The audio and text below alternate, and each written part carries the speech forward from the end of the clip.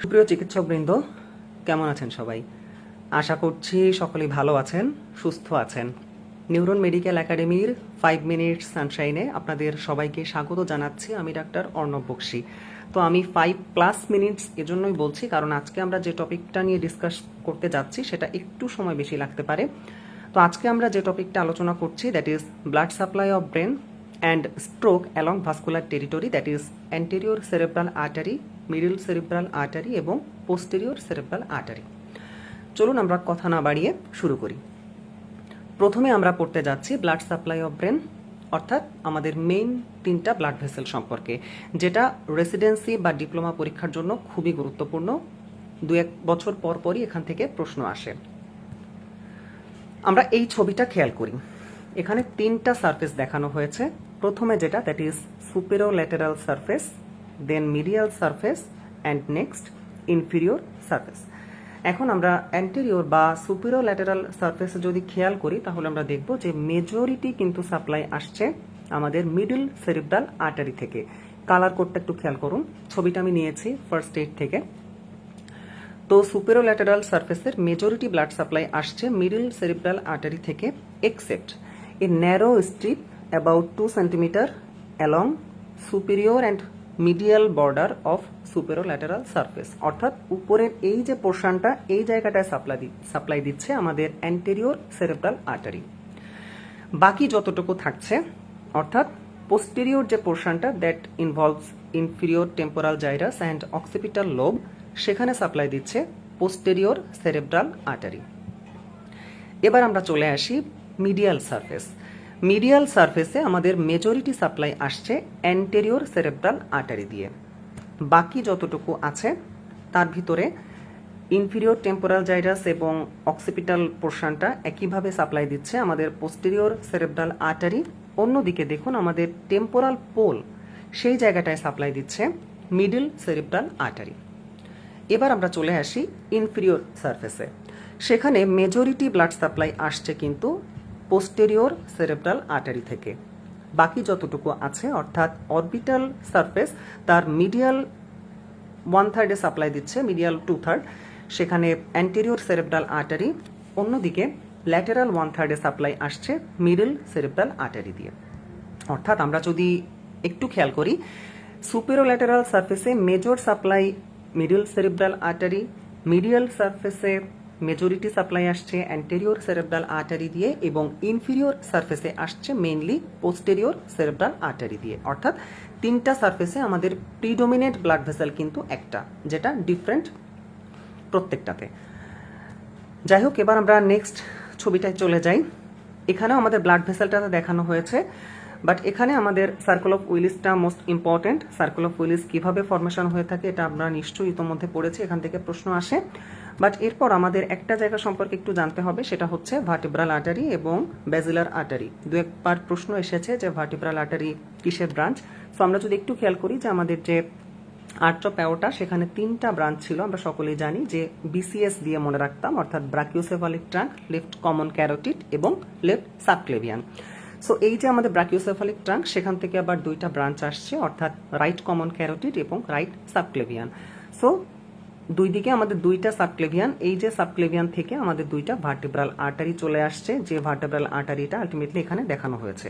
So এই যে vertebral artery, সেখান থেকে কম্বিনেশন হয়ে আলটিমেটলি আমরা পাচ্ছি ব্যাজিলার আর্টারি, এবং সেই ব্যাজিলার আর্টারি থেকে বিভিন্ন ভাস্কুলার টেরিটরি হয়ে আমাদের সাপ্লাই আসছে সার্কেল অফ উইলিসের। পাশাপাশি আমাদের কমন ক্যারোটিড আর্টারি থেকে আমাদের মিডল সেরেব্রাল আর্টারি একটা ব্রাঞ্চও আসছে। যাই হোক, এটা আমাদের পরীক্ষার জন্য গুরুত্বপূর্ণ। নেক্সট আমরা একটা টপিক সম্পর্কে খুব সংক্ষিপ্ত আকারে জানবো, যে হোমানকুলাস। হোমানকুলাসটা কি? হোমানকুলাস কিছুই না, আমরা যেমন জিওগ্রাফিতে আমাদের ম্যাপ আছে, সেই ম্যাপটাই আমরা বলতে পারি যে হোমানকুলাস। অর্থাৎ আমাদের ডিফারেন্ট বডি পার্ট যে ফাংশনগুলো প্লে করছে, সেটা আমাদের ব্রেনে যে ইমেজটা, তাকে আমরা বলছি হোমানকুলাস। যেমন this is motor homunculus and sensory homunculus. So আমরা যদি একটু খেয়াল করি, হোমানকুলাসটায় আমাদের এই পোর্শনটায় আমাদের লিম্ব আছে, দ্যাট ইজ লোয়ার লিম্ব, আর আপার লিম্ব প্লাস ফেসিয়াল যে টোটাল এরিয়া, সেই টোটালটাই কিন্তু আমাদের এই জায়গাটায় ইনভলভ করছে, যেটা আমাদের ভাস্কুলার টেরিটরি দিয়ে আমরা বুঝতে পারি। দেখুন এখানে কালার কোড দিয়ে বোঝানো হয়েছে, অর্থাৎ আমাদের লোয়ার লিম্ব যে জায়গাটায় আছে ব্রেনে মোটর হোমানকুলাস বা সেন্সরি হোমানকুলাসে, সেই জায়গাটা সাপ্লাই দিচ্ছে অ্যান্টেরিয়র সেরেব্রাল আর্টারি। অন্যদিকে আপার লিম্ব এবং ফেশিয়াল যে টোটাল এরিয়া, সেই জায়গাটাতে আমাদের সাপ্লাই দিচ্ছে মিডল সেরেব্রাল আর্টারি। এই জায়গাটা কেন গুরুত্বপূর্ণ? যখন আমাদের এফসিপিএস পার্ট 1 পরীক্ষায় এসবিএ আসবে, অর্থাৎ আপনাকে একটা সিনারিও দেওয়া হলো যে একটা পেশেন্টের স্ট্রোক নিয়ে তিনি এসেছেন এবং তার predominantly lower limb feature.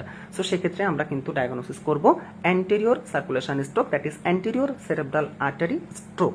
But যদি কোশ্চেনে বলা থাকে যে পেশেন্টের upper limb feature or weakness is predominant and associated facial weakness, then আমরা ডায়াগনোসিস করব মিডল সেরেব্রাল আর্টারি স্ট্রোক।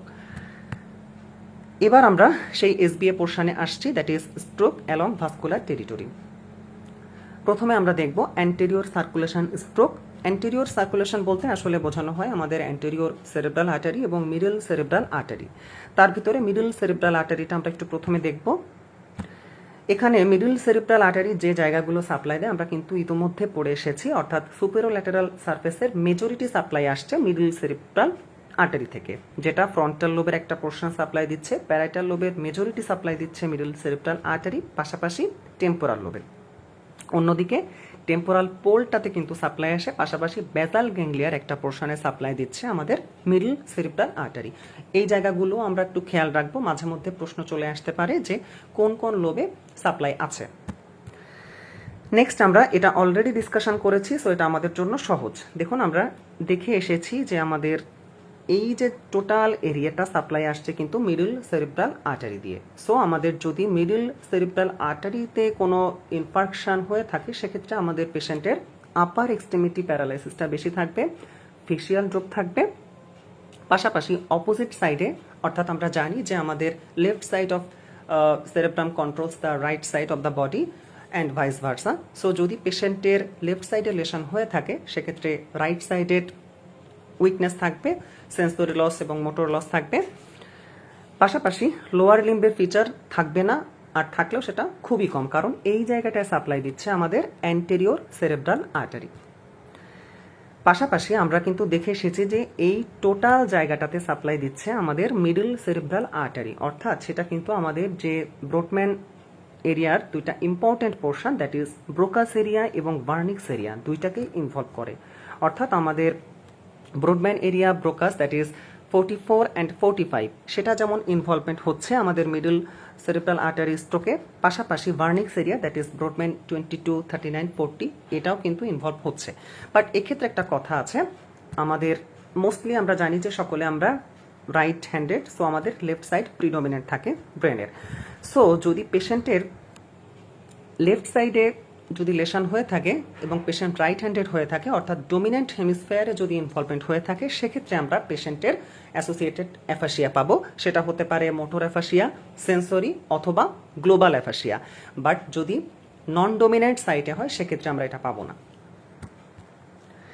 এরপর আমরা দেখব অ্যান্টেরিয়র সেরেব্রাল আর্টারি স্ট্রোক।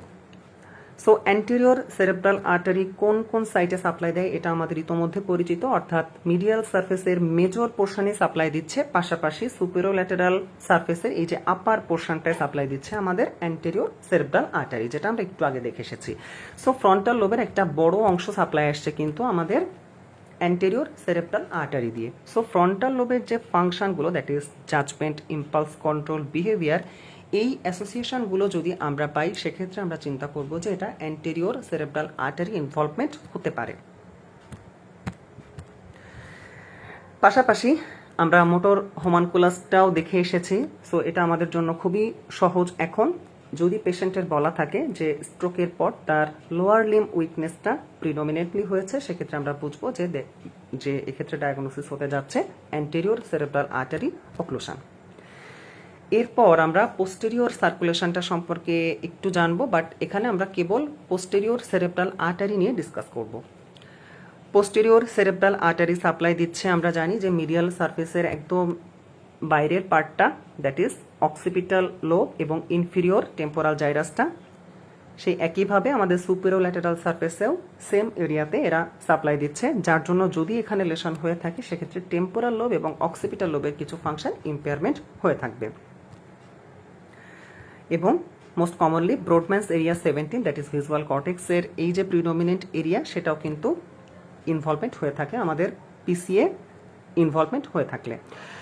এরপর আমরা ইনফিরিয়র সারফেসের ছবিটা একটু মনে করি। আমরা দেখেছিলাম যে ইনফিরিয়র সারফেসে কিন্তু আমাদের প্রিডোমিনেন্টলি সাপ্লাই ছিল আমাদের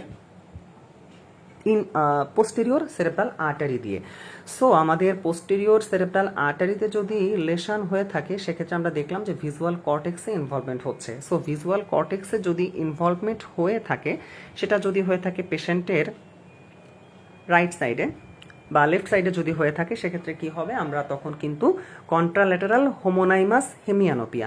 কেন আমরা হোমোনাইমাস বলছি, হোমোনাইমাস হেমিয়ানোপিয়া দ্যাট ইজ যদি লেফট সাইডে লেশন হয়ে থাকে, আমরা জানি যে লেফট সাইডটা কিন্তু আমাদের রাইট সাইডের যে ভিজুয়াল ফিল্ড সেটাকে কন্ট্রোল করে থাকে। সো পেশেন্টের যদি লেফট সাইডে লেশন হয়ে থাকে সেক্ষেত্রে পেশেন্ট রাইট সাইডের কোনো ভিজুয়াল ইমপ্রেশন সে পাবে না, যেটাকে বলা হচ্ছে কন্ট্রাল্যাটারাল। এবং হোমোনাইমাস হেমিয়ানোপিয়া অর্থাৎ টোটাল ব্লাইন্ডনেস, অপোজিট সাইডে পেশেন্ট কিছুই দেখতে পারবে না। সো এটা নিয়ে আমাদের গ্রুপে অলরেডি ক্লাস হয়েছে, আপনারা একটু দেখে নেবেন আমাদের যে কোন সাইটে লোকেশন হলে আমাদের ভিজুয়াল ফিল্ডে কি কি ইম্পেয়ারমেন্ট হয়। আমি আর এই জন্য এখানে ইন ডিটেলসে যাচ্ছি না। সো এরপর আমরা একটু সামারাইজ করি যেটা আমাদের রেসিডেন্সি ডিপ্লোমার জন্য গুরুত্বপূর্ণ, পাশাপাশি স্পেস পার্ট 1 এর জন্য important. Stroke involving anterior cerebral artery. যদি অ্যান্টেরিয়র সেরেব্রাল আর্টারিতে ইনভলভমেন্ট হয়ে থাকে সেক্ষেত্রে আমরা কি পাবো, contralateral hemiparesis and sensory loss that more in lower extremity. নিশ্চয়ই এটা নিয়ে আমাদের কোনো কনফিউশন নেই। পাশাপাশি ইউরিনারি ইনকন্টিনেন্সটা হতে পারে। কেন ইউরিনারি ইনকন্টিনেন্স হচ্ছে, আমরা পড়ার সময় দেখেছি যে ফ্রন্টাল লোবের একটা মেজর সাপ্লাই আসে কিন্তু আমাদের অ্যান্টেরিয়র সেরেব্রাল আর্টারি দিয়ে, এবং আমাদের যে ব্লাডার কন্ট্রোল, যে কনশাস ব্লাডার কন্ট্রোল, সেটা হয়ে থাকে আমাদের এই ফ্রন্টাল লোবের মাধ্যমে। সো যখনই অ্যান্টেরিয়র সেরেব্রাল আর্টারি ইনভলভমেন্ট হচ্ছে, স্ট্রোক হচ্ছে, সেক্ষেত্রে কিন্তু আমাদের ইউরিনারি ইনকন্টিনেন্স থাকতে পারে অ্যাসোসিয়েশনে। সো এই ফিচারগুলো যদি আমরা কোশ্চেনে পাই সেক্ষেত্রে আমরা এসবিএতে অ্যান্সার হবে anterior cerebral artery occlusion. Next middle cerebral artery. এখানে কি হবে, আমাদের আপার লিম্ব এবং ফেশিয়াল ইনভলভমেন্টটা বেশি থাকবে। পাশাপাশি কন্ট্রাল্যাটারাল হোমোনাইমাস হেমিয়ানোপিয়া হতে পারে। কখন হবে, আমাদের এক্ষেত্রে মিডল সেরেব্রাল আর্টারির যে ইনফিরিয়র ডিভিশন যদি সেটা অক্লুশন হয়ে থাকে তাহলে আমাদের কিন্তু যে অপটিক রেডিয়েশন আছে, অপটিক রেডিয়েশনটা লস হতে পারে। অপটিক রেডিয়েশন যদি ইনভলভমেন্ট হয়ে থাকে সেক্ষেত্রেও কিন্তু আমাদের একই রকম, অর্থাৎ পোস্টেরিয়র সেরেব্রাল আর্টারি অক্লুশনে আমরা যেমন পেয়েছি দ্যাট ইজ কন্ট্রাল্যাটারাল হোমোনাইমাস হেমিয়ানোপিয়া আমাদের থাকতে পারে। অ্যাফাসিয়া কেন হবে, যখন আমাদের ডোমিনেন্ট হেমিস্ফিয়ারে হবে, কারণ সেক্ষেত্রে ব্রোকাস এরিয়া বা আমাদের ভার্নিক্স এরিয়াটাও কিন্তু ইনভলভমেন্ট হতে পারে। Next posterior cerebral artery occlusion হলে আমরা কি কি পাবো, কন্ট্রাল্যাটারাল হোমোনাইমাস হেমিয়ানোপিয়া, যেটা আমরা একটু আগে ডিসকাশন করলাম, অর্থাৎ অপোজিট সাইডে কিছুই দেখবে না যে সাইডে লেশন। বাট বলা হয়েছে ম্যাকুলার স্পেয়ারিং, স্পেয়ারিং অর্থাৎ ম্যাকুলাটা ইনভলভমেন্ট হবে না।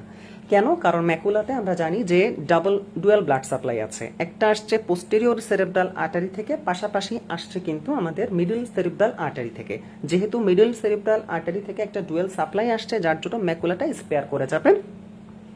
পাশাপাশি ভিজুয়াল অ্যাগনোসিয়া অর্থাৎ পেশেন্টের ভিজুয়াল কমপ্লেন থাকবে, চোখে দেখতে পারবে না, যে কথাটাকে একটু ঘুরিয়ে বলা হয়েছে অ্যালেক্সিয়া উইদাউট অ্যাগ্রাফিয়া।